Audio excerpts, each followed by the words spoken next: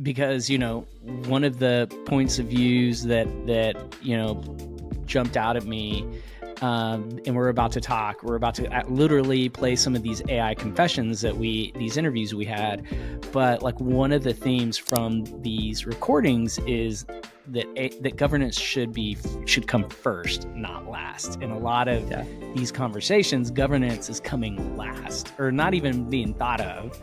And, it's easy to understand because right now a lot of HR teams are just having to jump in. Like the easiest way to move forward is just to jump in.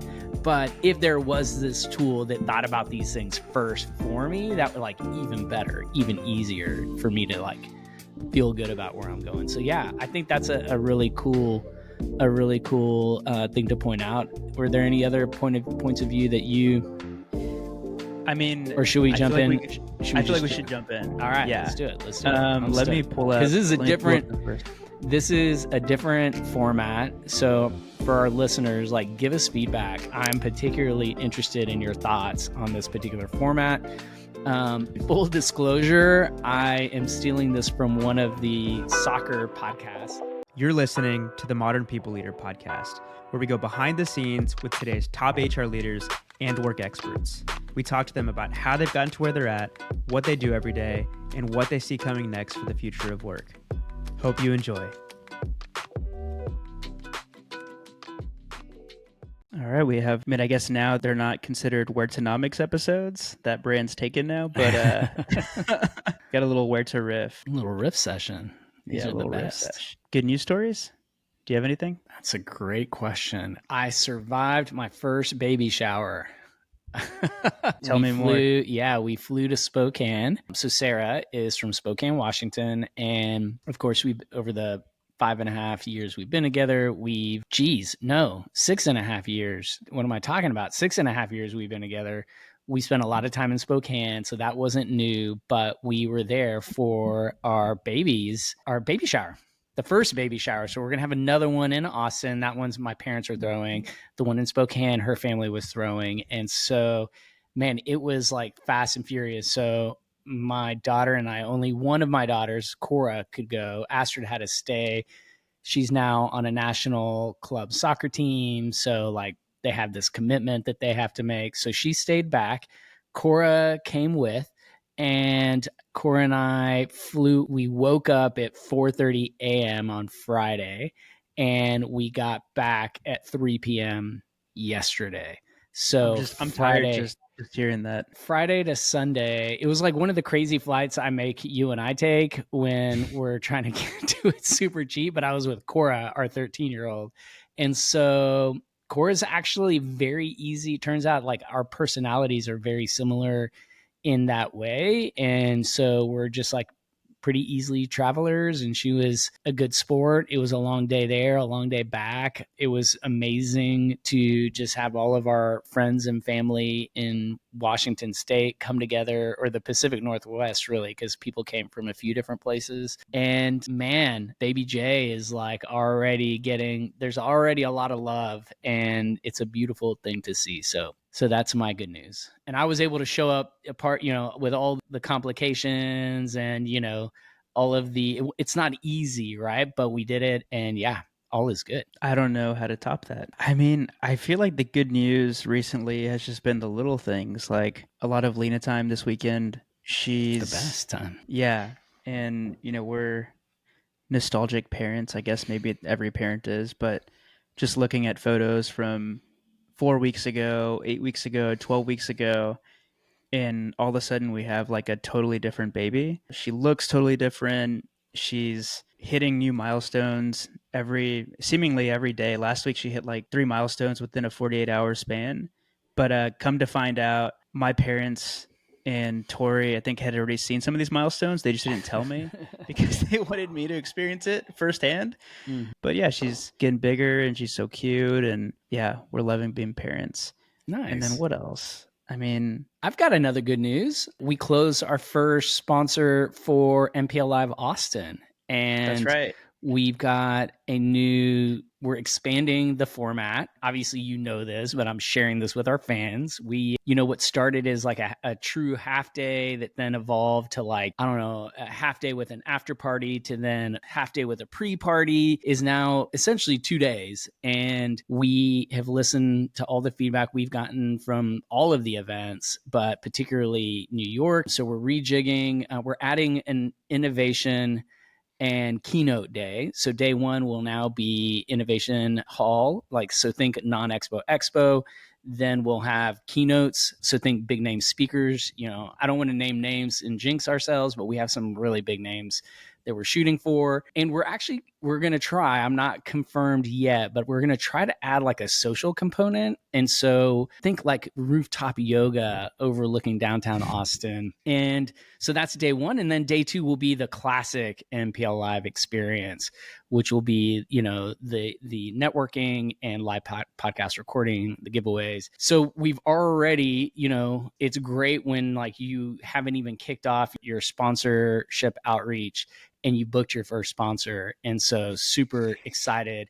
And they are participating as a sponsor and in the innovation hall, which is brand new. So that to me, that's the best news for today. Obviously, the surviving the Baby shower, all the baby stuff. all the baby stuff. Yeah, that is like, Yeah. obviously amazing. And it's nothing's topping that. But business wise, like we have our first sponsor and you know how it goes. Like once the seal breaks, we usually fill the rest pretty quickly. So I'm hoping that that's a sign of what's to come. Yeah. And so today we're actually going to share some of our takeaways from HR Tech. So we were at HR Tech 2 weeks ago. We did 12 or 13 micro interviews at the Chart Hop booth, and we asked the same set of questions. It was like, what's the biggest, is the AI and HR hype? What's your biggest blocker? What are the biggest opportunities? What was the last question, Stephen? Magic wand. Magic wand. I mean, actually, I'm jumping ahead. Before we get to that, and thinking about the innovation hall that we want to build with MPL Live, Yeah. what, and I hate that we're calling out HR Tech, but like, what's the experience you don't want people to have that you've had at HR Tech or other conferences in the past when they go up to a booth? Yeah. I mean, first, I think is like the layout. And what we're doing different, the expo layout assumes you are there to see quantity, not quality. And the reason the conferences do that is because they want to make a shit ton of money. And so they pick as big a space as they can find. They make up as many different sponsorship types as they can think of. And that's really it. They're trying to pack in as many different vendors, regardless of how good of a solution they offer or service. It's a quantity play. And so to me, that's like the first mistake, particularly in like right now, is what we're hearing is there's just a ton of noise. Like AI does a lot of great things. One of the things, but it also brings some challenges. And one of the challenges it brings is it's accelerated the development effort for all of these software companies. They all saying they can do everything. They all have the ability to demo something. And it's like, I just can't believe that everyone is doing everything to exactly the way I want it to be done. And that's kind of the pitch that I've been hearing at these conferences, particularly this year. And so what the biggest, we don't want to do that. To answer your question, I think what we want to do is to find the best in each category or an emerging player in a particular category. And we keep it narrow and we look at 8 to 10 because like we know that HR leaders aren't able to do everything right now. Like that's just not on the table. So again, what we want to provide is an experience where you truly do get to see like the cutting edge vendors, in a particular category. And it's not like an awkward salesy thing where you're doing a Price is Right wheel or you're doing some like really lame thing that you don't really want to be engaging in. You would, the HR leaders we talk to, they want to have a quality conversation and like talk about like, here are the problems, how do you solve that? How do you see your clients solving that? And so more of like an immersive experience. I haven't found the perfect words, but it's like the non-Expo Expo, to be totally honest with you. Yeah, no, all of that resonates. Let's get into some of the trends that we saw at HR Tech. Like what, you mentioned everybody, having similar promises. Like what stood out to you from HR Tech? One of my favorite conversations that we've ever had on the podcast was with Melanie Naranjo. She put something so simply. HR isn't about optimizing for compliance. It's about optimizing for people, for culture, trust, in workplaces where folks actually want to stay. That's why I'm such a fan of what Melanie and her team at Athena are building. A couple years ago, she summed it up perfectly on the show. Think about all the required stuff in life that isn't fun. Applying for a driver's license, filling out financial aid forms. Now, imagine if those processes were easy, even enjoyable, and you actually learned something from them. That's what Athena does for compliance training. They take on the tough topics like harassment prevention, workplace violence prevention, code of conduct, and make them actually engaging. Unlike the boring, outdated trainings that frustrate employees and executives alike, Athena delivers content that's modern and impactful. We're talking 200 plus courses in 100 plus languages with a 93% learner positivity rating to back it up. And for HR, it's just as easy. Training runs on autopilot with automated enrollment and reminders. There's even a built-in hotline and case management system to help create a true speak-up culture. Done right, like with Athena, compliance is more than a box to check. It's a way to reinforce your values and build a stronger workplace. Go check them out at goathena.com/MPL. That's goethena.com/MPL. Yeah, I think what stood out for me, one of the things that stood out is how there is this use case of AI that previously, I hadn't really spent a lot of time thinking about because we really hadn't seen it yet. And I think at HR Tech this year was like the first like opportunity where the product teams had had enough time to, I guess go through all the problems that users of their product had or have, and essentially built these automated workflows to solve these like administrative headaches. So, and they're doing it through these agents, these agentic workflows, I guess I should clarify. Because, that's one of the trends is that I heard like this promise of, having agentic AI. And I don't think that's where we are. And I think other people that are in our network, people like Kyle Forrest, who literally is interacting with all the top, product companies out there, function of his job and the company, right? Deloitte, like they make their businesses to partner with HR software companies. And so what we're hearing is like agents aren't totally there yet. There might be like one-off TA use cases where there are true agents that are taking calls or making calls, but like true agents, agentic AI isn't really commonplace yet. But what are these agentic workflows that product companies are starting to build in. So if you had to click in, the company profile and you had to select a department, or you had to go over here and look at your OKRs and then go to another piece and, track, performance, like now things are through these automated workflows. It's, a lot of this is being automated. So like 10 clicks in my HRIS system is now becoming 2 clicks or 1 click, which I think is really cool. But we also, need to be real here, and agentic AI isn't really, a thing or commonplace yet. Yeah. I guess my observation that I had was just around the platforming up of every HR tech company. What do you mean by that? Before, there's, I don't know how many categories total in HR tech, but if I had to guess, probably like 10 to 15 categories. And now it seems like, there's one. different players have maybe maxed out their business in a specific category, and slowly over time they've added on different components to their platform. And now we're in this period of time where we have like 20, 30 companies that all say they do everything. They do compensation, they do engagement, they do performance, they have an HRIS, they can do payroll. And so for HR leaders, it's hard to figure out like who is actually the best in class, and should I be going with a platform or should I find multiple point solutions? I don't know what the answer is. I guess it depends on what a company is looking for. Like maybe they're trying to cut down on costs and it does make sense to go with the platform.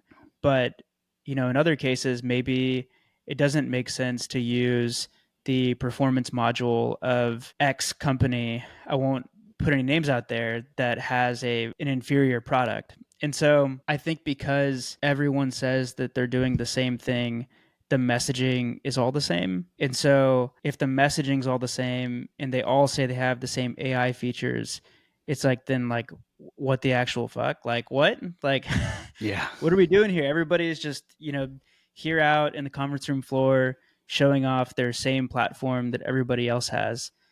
And so I don't know. I don't know if that's actually the reality, but that's what it felt like. No, it's crazy.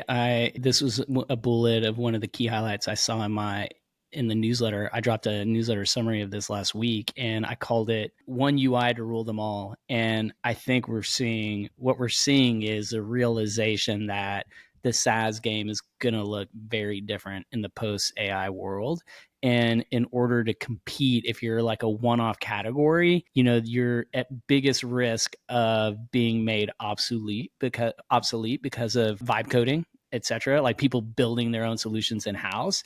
And so like the best way to compete with that is offer everything at a price point, kills everyone else. And I think that's this race to become like the single UI for HR. I feel like you almost have to be this like HR tech sandbox. I'm going to buy HR sandbox. Let's make up the company. And with HR sandbox, I have every module that I can think of in HR. Like it has all of the use cases, but there's also like a vibe coding component of it. Like it's like logging into Lovable. You can drag and drop over your engagement platform, but maybe you have like some very specific requests for what that technology needs to look like at your company.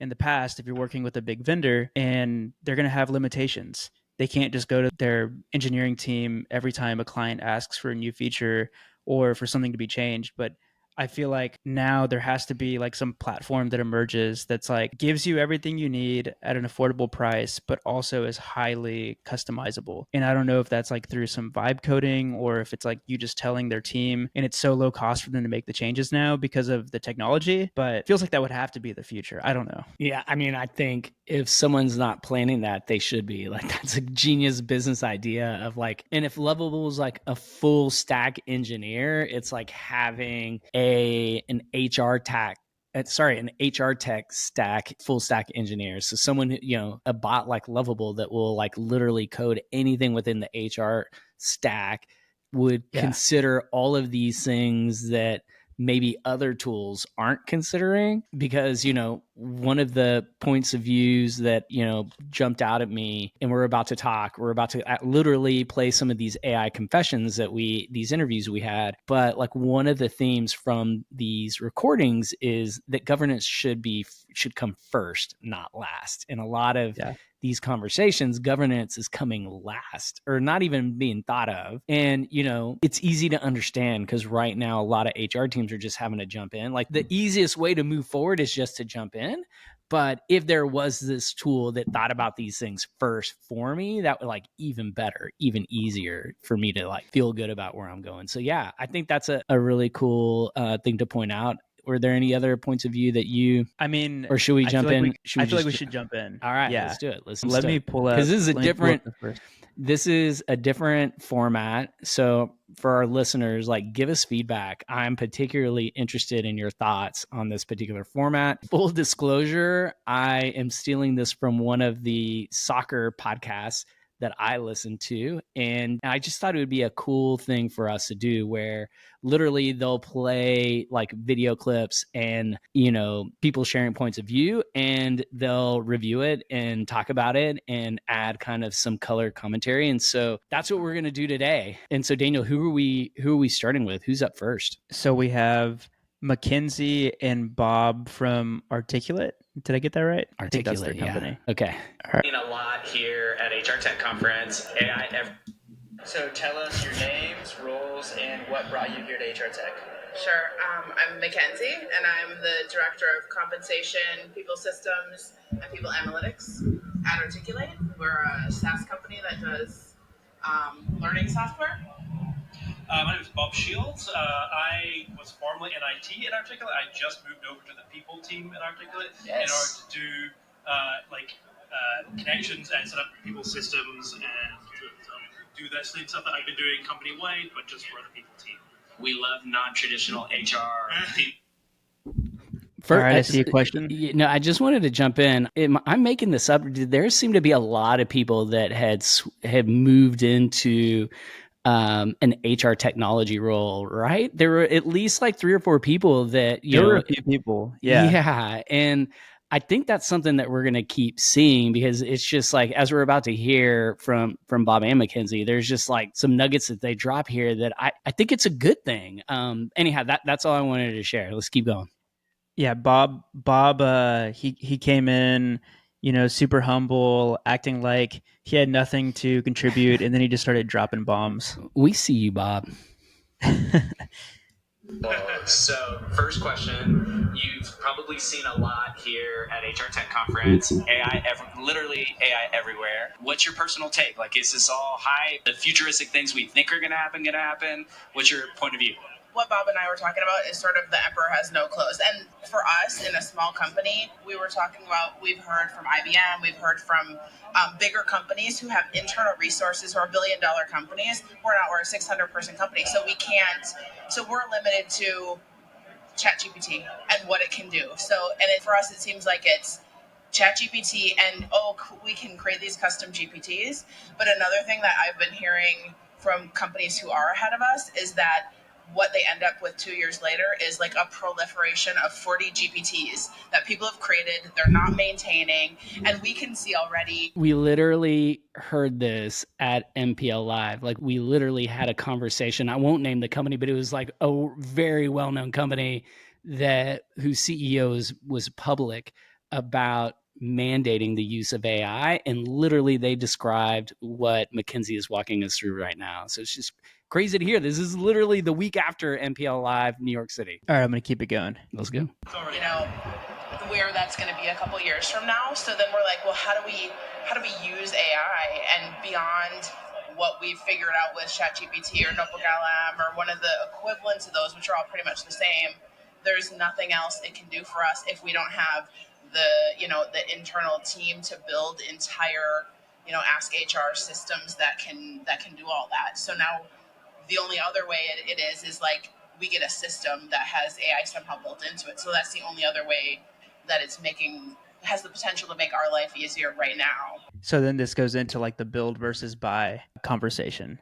And I feel like we heard that a lot as well. Sorry, I'm going to keep it going. I love what Mackenzie is sharing here, because we're hearing more and more. Thomas Forstner at Juro, he built an entire performance management, like continuous performance management, just using custom GPTs.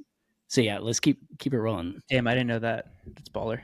Yeah, exactly. So the problem is interoperability. So you have an AI system that does not talk to your source of truth for this information. You have to put it into the system directly, but then you have to then manage that because it lives somewhere else. When people go read the information, it's somewhere else, and the AI has to have its own little repository, or it just doesn't get maintained. We have people like making custom GPTs for things. Like someone made a custom GPT to query the org chart, and it was out of date instantaneously because somebody moved jobs, somebody changed managers, somebody got a promotion the next day. I love hearing these stories of what things that haven't worked, like straight from the mouths of people that are working on the HR tech teams. It's just so cool. We talked about the importance of an org brain with Darren Murph, and what he's describing are those issues. When you don't have an org brain that is like being continuously updated, like things can go sideways or out of date really quick. So that kind of thing is ultimately that then becomes his job to maintain that forever, which is not a fair thing to, he was just experimenting, just trying it out. So it's like, we need some way of like having a source of truth between whatever the AI, like whatever you ask and whatever the answers are coming from, and there just seems to be nowhere that seems to exist right now. So it feels like we did the initial stuff and we're like at our limit and we have to wait for like technology to catch up. And I keep saying, like, every time I put something in ChatGPT and it messes up, I'm like, my job's safe for another 6 months, because I know it'll get there, but it feels like we're tasked with doing this, but we can't until. I feel like that sums up a lot of the frustration that people teams are having right now. Yeah, Like, and go ahead. No, I was just saying, like, there's this like mandate from leadership to figure out AI, but in a lot of cases, or for a lot of use cases, the tech just isn't there yet. And so it's like, all right, we can get as far as we can with custom GPTs or these custom tools, but I love how she shared, like, I know I have a job, like, because these things can't do everything. I wish all HR leaders could hear that. So everyone listening, like, take note, your job is safe. Don't worry that, figuring these things out, you're going to replace yourself, because that's nowhere near the truth. Let's keep it rolling. we still have some ways to go. Until we get to the point where it catches up with like the big expectations of what it probably will be. It's just not now. So you've mentioned a few blockers, but if there's like one biggest blocker to moving forward with AI and HR for your company, what would it be? I think the thing, so there's some things like that are the general purpose AI stuff, like Notebook LM, like is a really powerful and really reliable tool for like querying like Google Docs or anything where you have like a PDF or something that has your stored information. Problem is, if you then update that, like living documents like a Google Doc get updated all the time. New policy information comes in, things get comments, whatever, and it only has the data from when you first added it. So there needs to be some way for it to, I think there is a way to refresh it. I think I found a way to refresh it accidentally and never figured out where I pushed that button. And so, but it's Google interfacing with Google, so I don't understand why it has this like snapshot in time. So if there was something about that we could just be like, okay, it just knows when something has been updated and does that refresh, or it's just always querying the live document, would just be the best thing. I've thought about that. Like, how come Google hasn't figured this out? Like, that seems like such a delightful feature. Like, every time a Google Doc gets updated, it updates whatever custom GPT or Notebook LM or Gemini, whatever it is that you're using. Sorry, what were you going to say, Steve? I was just going to say the same exact thing. I feel like this is so relatable. We do a lot of deep work with these tools, and to be able to reference, a single doc, but the LLM's kind of interaction with that information being informed by like the notion of like the most recent update in most recent point in time where we've made a change would be so clutch, because right now I spend a lot of time double checking for a lot of those things. Same. And it's not fun. Yeah. So it's the tech isn't quite yet where you need it to be, given the size of your company, the resources you have to do the things you want it to. Exactly. Yeah. It's like 3/4 of the way there. Like so close. Yeah. It's so close. Yeah. And it's not lacking connectivity that we just need it to talk to our systems, and that's where we're going to get the real gain. And it's so clunky to try and get things happen between, because we have a huge HR tech stack, and if everything happens independently, it's just not actually making our life much easier yet. Yeah. So like, what are we actually doing? Right. Here? Yeah. So Mackenzie, did you have another blocker? Did you want to share? Or it was. I think that was similar? it. It was Okay. it's the lack of connectivity between everything, and until it can, I see the potential when it can talk to each other. But if we still have, I can kind of use AI for this particular task, but not to make the whole process go, it's not going to actually be changing our lives. So last question for you. If you had a magic wand and you could fix any people problem, HR problem with AI, what would it be and why? Manual payroll. Like, I just want it to be done. Yeah, that's a good one.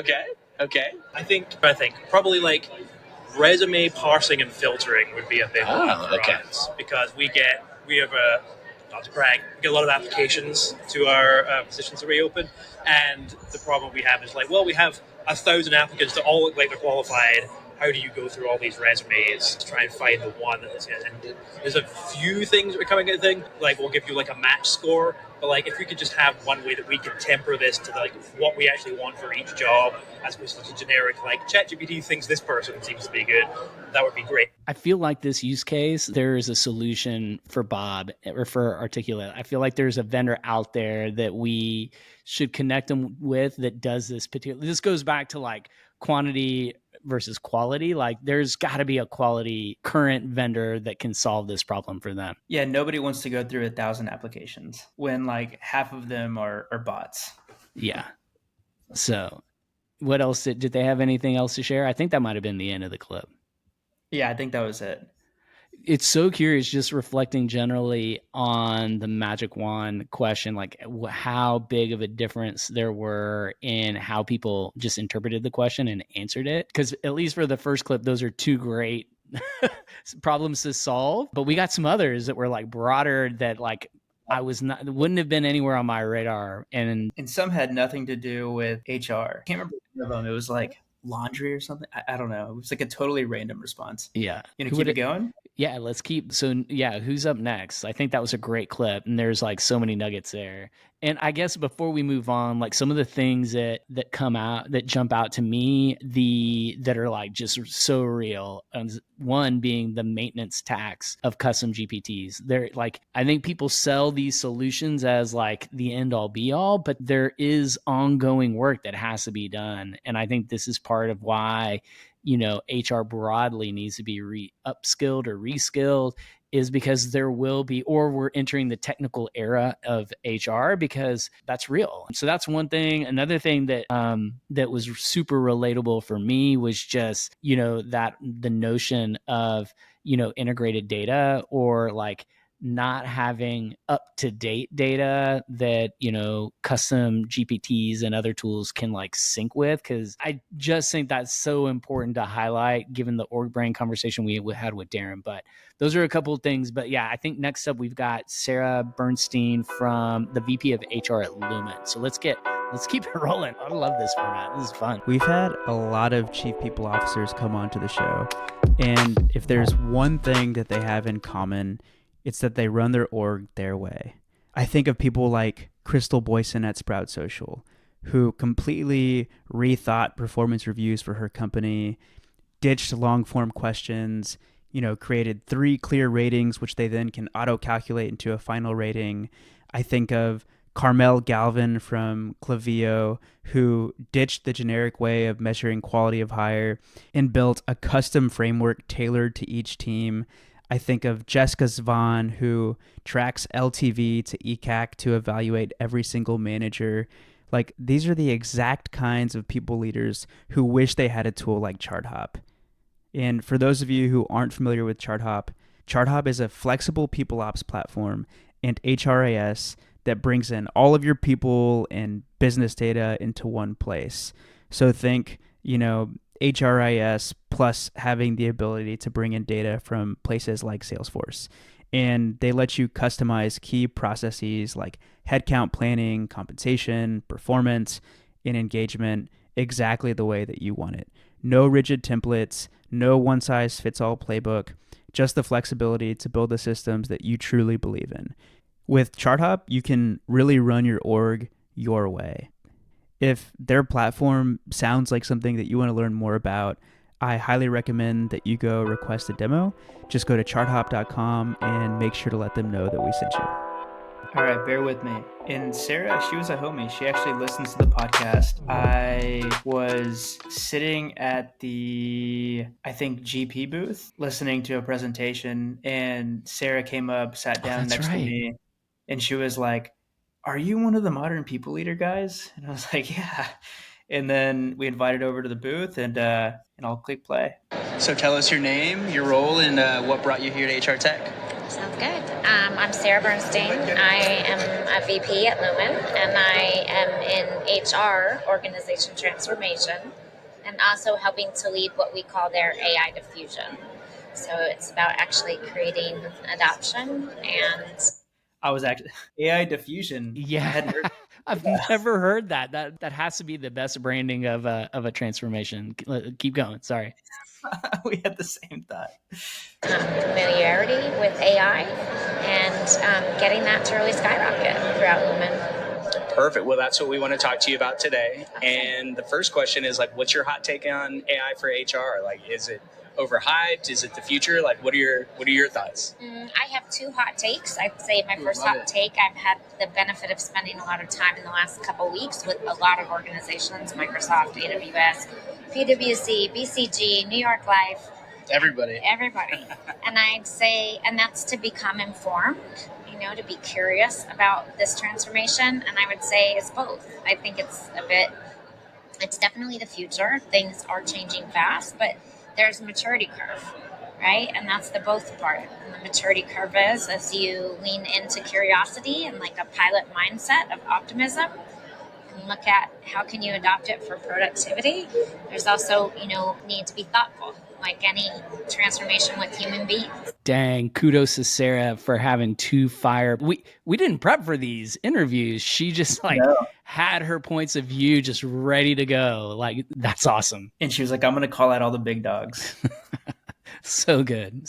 Let's keep it going. Got to be kind, wise, empathetic, and say, how is work changing for our humans, and how do we think about, really navigating that with humans, or in our case, that Lumen are luminaries. And Lumen has a lot of humans, right? Pretty big company. How big are you all? We're 24 and change right now. Okay, 24,000 and change. Okay. Wow. So with a company that... Honestly, at this point, I couldn't not think about the TV show Severance because she keeps mentioning Lumen.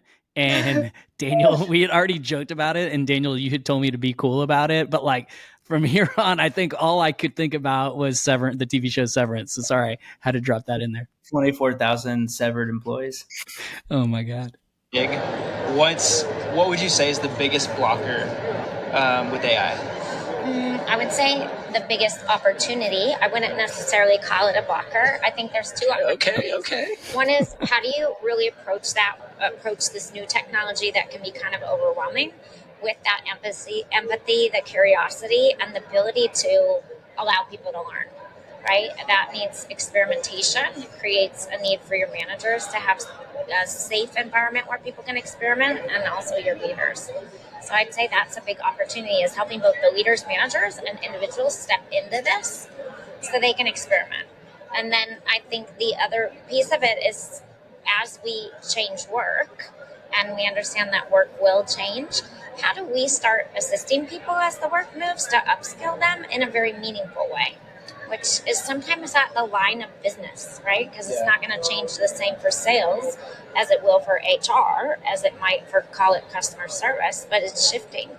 So I think our ability as people leaders. I think this is the first like really cohesive conversation I've had with someone about upskilling and reskilling and how that's going to happen, because it's a hard truth. I think it's like a harsh reality that this is going to happen. And to hear her talk about it in this way, I thought was just super awesome. Yeah. When I think about all of the early 20s or even like late 20s in the workforce, like pretty early career, I mean, really, like, I feel like late 20s are probably in the worst position because they're not far enough along in their career to where it doesn't matter. They also aren't young enough to have had the experience of using all of these tools all the way through college, high school. And so, like, skill-wise, they're at a disadvantage. Seniority-wise, they're at a disadvantage. And so that's the population of employees that I think about. I mean, luckily, like, still a young population, they'll figure it out. I mean, Stephen, for you, like, what was like the big technological advancement in your career where you were like, shit, I gotta like figure this stuff out? Well, I mean, this one's easy. This was like the internet and like moving, shifting. Well, I guess two big shifts for me. One was like the internet, because that was so different to how we did things before the internet, and like the digitization and doing everything online. Like, so many things changed, obviously for the better, and got got a lot easier, but that was like a big change. Honestly, this I know is not relevant at all, but another big change was moving from, well, I guess it is relevant because there are similarities, but moving from Windows operating system to Mac operating system, I made that change during Workify, and I remember that like being hard because I'd only known Microsoft Office and Microsoft Word and PowerPoint and Excel, and so like, and to me that is more like AI actually, now that I'm talking about this out loud. But yeah, I've known some big changes, and it's hard and painful. And my biggest fear, and the reason why I'm so vocal about this one, is because at least in my demographic, I know there are a lot of people that are nowhere, they haven't even begun their journey yet. And I am so fortunate that my job requires me, or like really led me to do this kind of stuff, the upskilling piece, because it's going to take, it's an investment. I don't know. I think, would you agree with that? I would definitely agree. And I think what makes right now like a little bit more painful for people is the fact that we don't know how our jobs are going to be defined in 2 or 3 years, like the scope of our job titles, if the job titles will even be the same, like where will my energy be spent every day today versus 5 years from now. And I think it's like, it's scary because you like can't even imagine it. Like, I don't think I can even, it's like yesterday we were driving, we were driving home, and Tori was like, man, it's crazy like how many Waymos are out in the street. Like they're everywhere. There's one there, there's one there. One There's literally one there. is driving by my house right now. Just as you said that, a Waymo just drove by. It And is it's like, crazy. I imagined there being a day when there were self-driving cars, but I didn't imagine it looking like these crazy Waymos with the sonar technology and like these like crazy spinning things. And so I know that's different, but yeah, it's hard for me to picture what like a technology company is going to look like in 5 years. If today it's a third go to market, a third engineering, and a third customer success. And I know it's not that evenly distributed and you have support functions, but like what are companies going to look like and what are the roles going to look like? I don't know. It's scary. And, I got in a hot debate at the baby shower this past weekend at dinner. And yeah, I had to like just stop because, the general conversation was like, where's all the critical thinking going to go? And I was like, oh shit, this is a fear-based conversation. So, and not wrong. Like I get the point of view, but so yeah, there's a lot that's wrapped into this. And I think that kind of getting us back to, the recording with Sarah, that's that's a lot of what she's talking about, but and she's recognizing that it's gonna look a little different for everybody, and it's gonna look a little different for the various groups within the company. Yeah. To say like, hey, I know how to intervene there. I know how to do just-in-time learning. I know how to start looking at the skills match and map and say, how do I help people kind of move with the work moving? I think that's the block that we need to really think about. Daniel's sick of me talking about the upskilling that's going to be required. There we go. Organization. Yeah. Change is hard. It really is. Yeah. I think this one kind of gets square between the eyes of like, it's a technology and a huge transformation. And people get fearful a bit about the technology because it's hard to understand. And frankly, it's changing a lot. And there is some myth in what we're able to do today. And at the same time, it creates angst for them because it means personal change or work change. So we have to really be thoughtful and caring about that. Love it. So go ahead. Quick, before the last question, you mentioned there's a lot of myth in what we can accomplish today. Expand on that. So this is going to be more of like the technology geek side. Put in context, I'm at Lumen now, but have been at Airbnb, ServiceNow, Palo Alto Networks, so more security, and then long time in the tooth at Microsoft. What about what a badass More name drops. background. Yeah. More name On drops. the geeky kind of tech side, you can identify things today, but we're imagining a world where agents are talking to agents, and right now your parent agent is not that smart when you connect to any agent that's like, call it one ring below, right? So getting to the point where you really have wise solutions, I think is going to take some time. It also takes, and I think even Steven, have you Go ahead. have you seen the I think this was a LinkedIn post, but it was like meme format, and it's this guy, and it says like my all of my agents, and it's like somebody knocking over like some dominoes, and then they have to run over there and knock over the next thing, and then they have to run over there and knock over the next thing, and then at the end of it, they're like putting the ball. You know what I mean? Like, and so I feel like that's the perfect description of agents, and I think that's what she's kind of describing. And to add to that, first, like agentify, like that is got to be a thing going forward. I love that. But yeah, I was thinking something very similar. seeing this shift just in the kind of understanding in the last several weeks out there in the market and the industry that means with our digital natives, linking them in a way that they get all their curiosity, all their fast-paced adoption of AI with SMEs who can watch the pattern and go, that's not right. I just know I've done comp for 20 years, or I've done, sales readiness for 20 years. That's not right. That data is not accurate.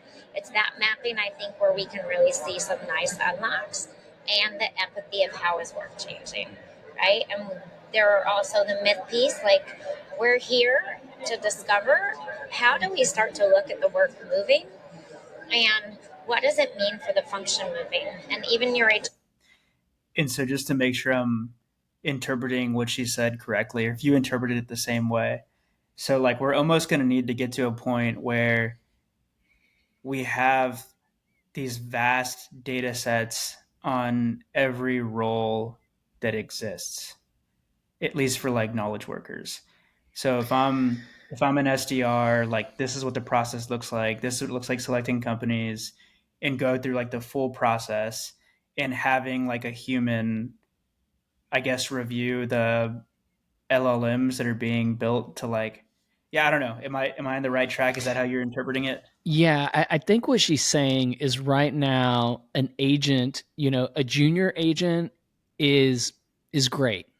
An entry level agent, maybe call center type agent works well.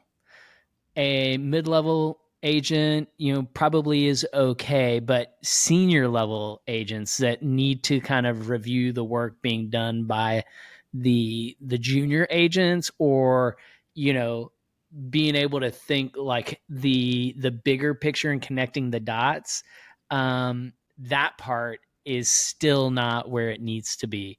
And yes, there's gonna need to be some some way. I'm still going back to the org brain, because I think it's going to go back to what information are you storing for your company, what does that look like at the employee level.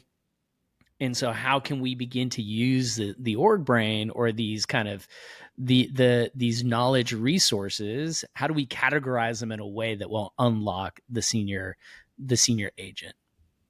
Yeah.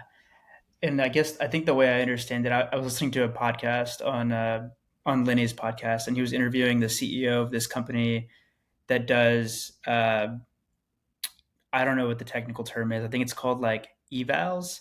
And basically, his company is doing exactly what she's describing. So, like for the more senior agents or like senior AI that they're trying to build, they'll literally hire a team of 20 lawyers who have been reviewing contracts and doing this work for 20, 30 years, and having them put together like very strict criteria for how they review a contract, how they review all of the different types of contracts, like what they're looking for, what. Yeah, I mean, I won't go into all the details, but yeah, it still feels like we're a little way off from that future. Yeah, but who knows? It could be here quick. Tech solutions, at least what we're learning so far, there's not a lot that intervene in that exact place of thinking through your new workforce. And that is going to be a big unlock. Yeah. Well, we could literally talk to you all day about this, and I told you 2 or 3 minutes. Last question. If you could fix any people problem or people operations problem with AI, what would it be and why? It would be doing laundry. And that's because most humans have to do their laundry. So I was right. It was laundry. That's hilarious. So funny. Oh my God, that would be a great ad and get back to And not wrong. Not wrong at all. Yeah. Who likes doing laundry? And all right, I think we have time for one more. Okay, cool. So tell us your name, your role, and what brought you to HR Tech this week. Michael Barella. I am the Senior Manager of Technology and Solutions for Recruiting at Airbnb. At HR Tech to explore new companies, see what's out there, what's being developed in technology across the industry, figure out what the best possible tech stack is to support it. Real quick, what a sick job to work at Airbnb and to do what Michael does. That's all. Yeah, you'd probably be posted up in like I don't know. What's like your preferred beach town where you could work from? Oh shit! For me, Lisbon just came to mind. I have some recency bias, but I would be like on some cafe in Lisbon, just like crushing work. I feel like maybe for me, somewhere in Hawaii. Ooh. Because the problem with going to Hawaii is it's so damn expensive to travel there. But if you can stay there for like 3 or 4 months, it could be the move. I like it. It's in recruiting. Amazing. You've probably seen a lot already, but we're curious, like, what's your hot take on AI for HR? Is it overhyped? Is it going to really deliver the way we think? I think it's going to change the landscape of how recruiting is done. I think it's already doing that. I think it's going to be necessary for companies to adopt it, to pull in a generation of talent that's so used to engaging with technology. But I think the challenge is going to be getting people comfortable with AI in terms of not being scared that it's going to take their jobs and that it's actually going to allow them to level up. And I think the bigger challenge on the HR side specifically is that HR historically has been extremely slow on the technology front, right? HR teams, recruiting teams don't typically have the technology. So I want to pause there on HR and recruiting teams not being as far along the curve.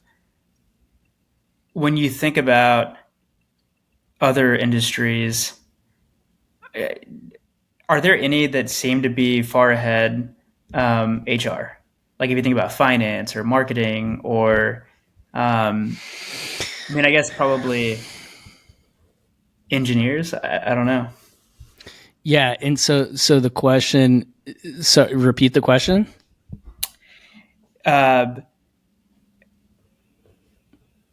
If HR's behind, when it comes to technology adoption, who's ahead? Ooh, yeah. I mean, the first thing I'll say is I was surprised to hear this from Michael, because I feel like within organization, I'm not saying HR is like, blazing trails. At some companies, HR is. But I think the areas of the organization that are the furthest ahead are where there's like the most pain and the biggest opportunity for automation and time savings. And it's like customer success. I think is one where I think people are ahead, because it's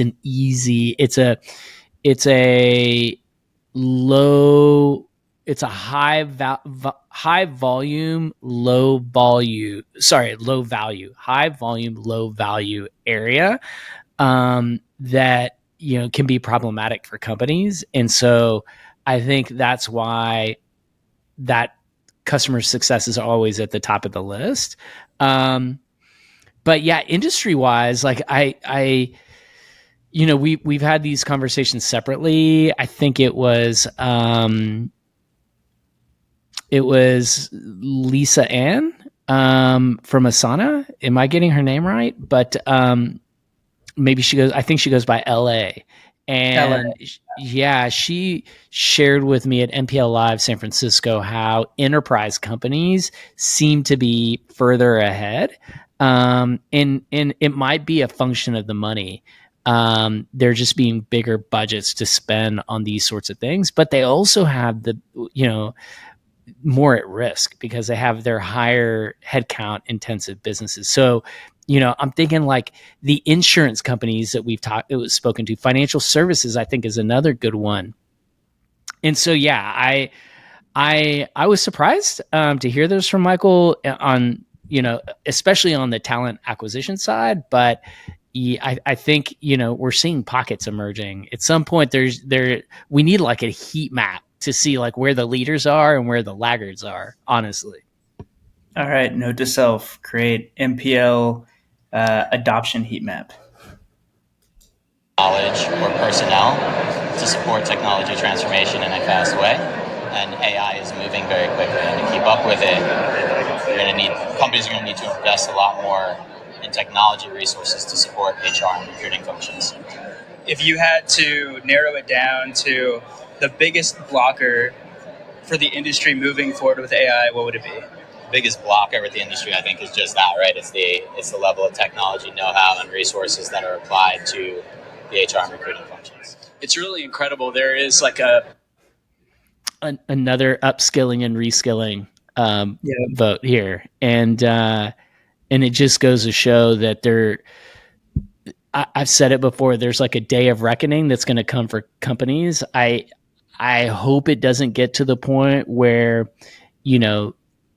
organizations are, in the heat of battle with new upstart competition that is making these investments up front. But this is a huge challenge for companies, is like getting the adequate level of investment so that they can upskill, reskill the HR team to really take advantage of this. I think this is a great one. Yeah, on the upskilling and reskilling front, I don't know that we've gone deep on this topic on the podcast as it relates to AI. Like, I mean, what we've heard, companies are doing, lunch and learns, and I think of like Helen Russell from HubSpot. I think they call them like Fail Fridays, but like capital AI, and they have like some rhythms like that. But in terms of like company wide upskilling programs, or like having a department by department upskilling plan, is there anybody that we've talked to recently that you can think of that? No.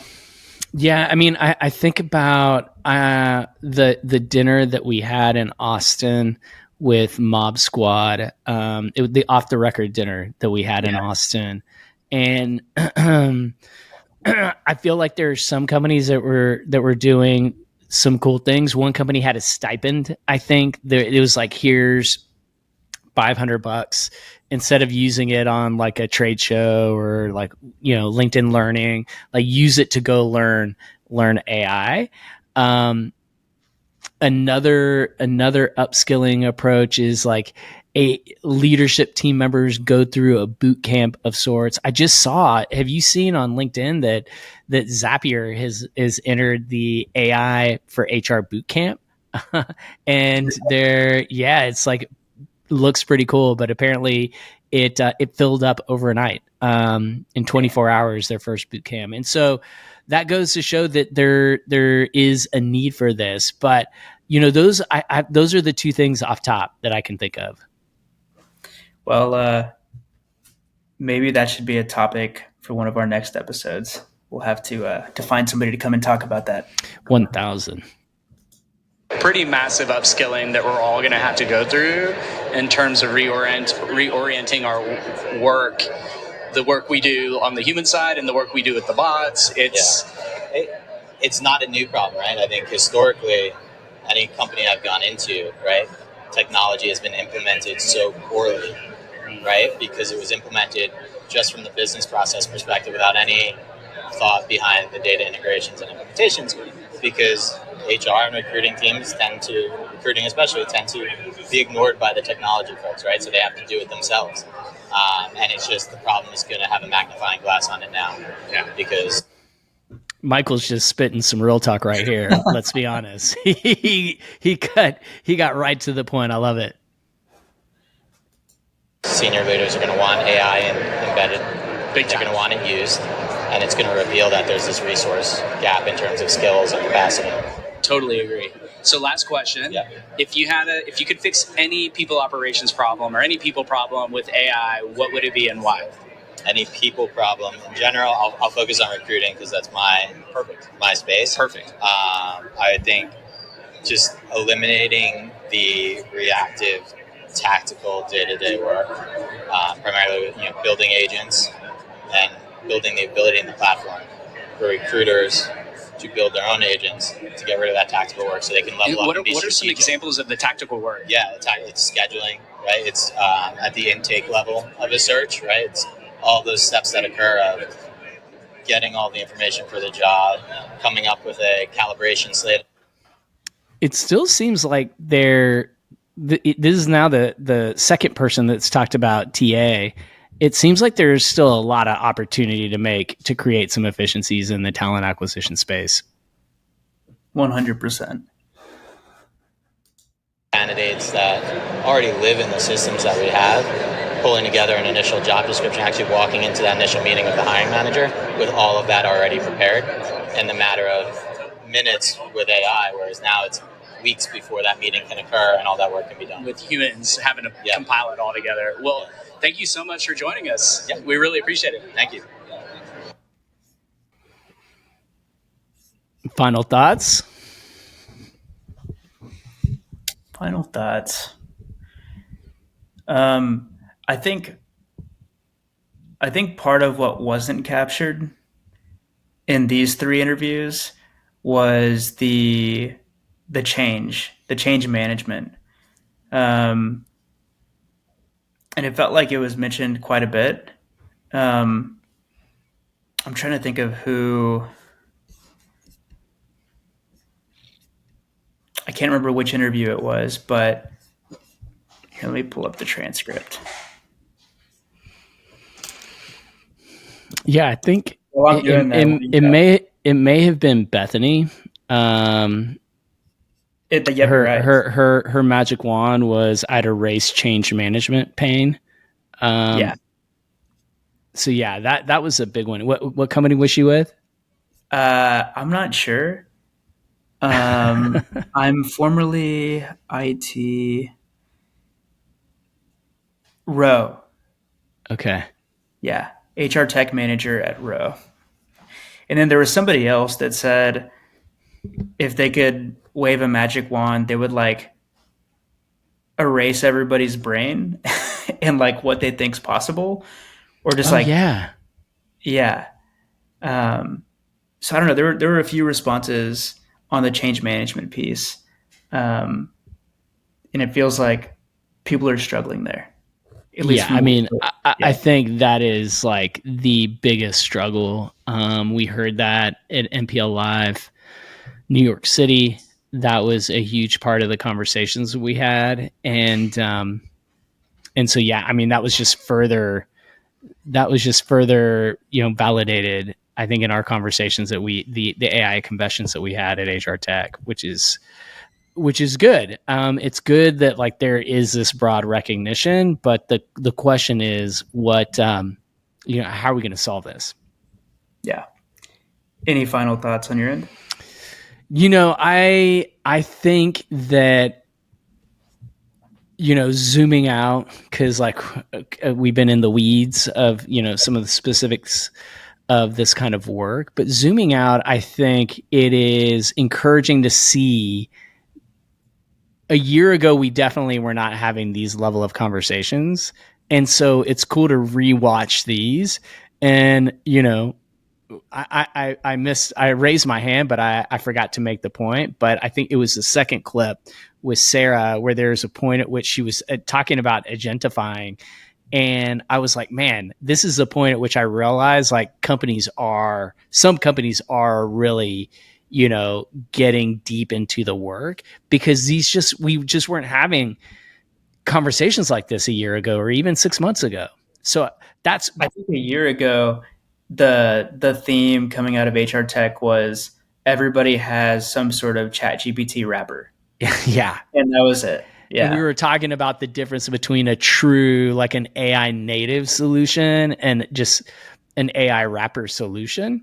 And yeah, no, I think you're right. And so to see how far the conversations have come in a year is super exciting. And I think we're only going to see things change faster and faster. Yeah, agreed. Okay, so we have one rapid fire question. If you could fix one people problem with AI next week, what would it be and why? Oh man, if I could fix one people problem with AI next week, what would it be and why? Magic wand. I would train everyone on Agile and Agile HR so they could implement a new operating system. And I would implement it next week, because I think the operating system, it's not a hard requirement to do AI for HR work, but it is one of the trends that we're seeing. And yes, we're lucky because we talked to Jesse and we have a partnership with Built for People and NPL Build. But the more and more that we talk to people that are using this newer operating system, the more and more I'm realizing that these are the brands that are further ahead. And it feels like there's a growing rift. And so I would just like give that superpower to all HR practitioners, the ability to work and manage HR work in an agile way. That's a good one. I'm going to say if there were a platform that every company could give all of their employees to where they could go in and the AI just told them, based off of what they were seeing in the data, like what their job was going to look like in 5 years and how to upskill yourself to get to that point, Yeah, to where you're not behind. Like that would be pretty sick, because I that's feel another like good one. I think where people get left behind, I don't know. It's like hard to be motivated by, for some people, it's harder to be motivated by a future where like your job's completely different and it's like uncertain how it's different. It's like, so why am I going to learn how to do all of these things if that's just going to change every few months? But if somebody just like told you like, hey, like you went in and got your blood work done, and if you don't make these changes, then this is going to happen. Like almost like diagnose, like what about your skills you need to upskill if you want to stay relevant in 5 years, and if you don't, this is what's going to happen. I don't know. That could be a little bit more motivating for people to like figure it out, but I don't know. I think so. I like that one. One word or phrase close. I'm going to go with love, because I'm loving this teardown episode format. Sorry, this one, I promise y'all, the future versions of this will be a little more streamlined. Actually, you're going to see the final output, and kudos, in advance to our production team, because this will sound amazing, but it will be a little easier for us in the future to get through these. But loving the format. It was a lot of fun. Yeah, I'm going to say fun. It's nice to switch it up every once in a while, and For sure. we rarely do these riff sessions, but I would love to bring them back, maybe like on a monthly basis, and we find something to tear down. I don't know if we're like finding LinkedIn clips that are getting people riled up. Like I feel like there's like something interesting there that we could tap into. I think so. Cool. Well, This is a good one. We got more coming this week, so I need to start getting my good news stories ready to go because I know we have a few coming up. Yep. All right, man. Well, all right, dude. Have a good rest of your week. You too. Bye. Bye. Thanks for tuning in to another episode of The Modern People Leader. We really, really appreciate it. And if you enjoyed the show, please leave us a 5-star rating. It would mean the world to us. And connect with us on LinkedIn. We want to know what you think about the show, and you can find links to both of our profiles in the show notes. Thanks again for listening, and see you on the next episode.